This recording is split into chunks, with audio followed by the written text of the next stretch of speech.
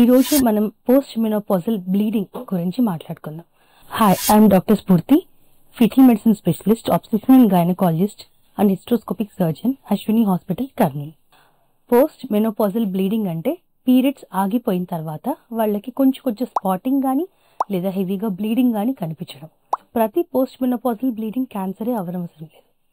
దీనికి ఎగ్జాంపుల్ రీసెంట్గా ఒకరు వచ్చారు, వాళ్ళకి బ్లీడింగ్ అవుతోంది పీరియడ్స్ ఆగిపోయిన తర్వాత అని. సో వాళ్ళు దాంతో క్యాన్సర్ అని భయపడి హిస్టెక్టమీనే చేయించుకుంటాము, మాకు ఇంకా వేరే ఏది వద్దు అన్నారు.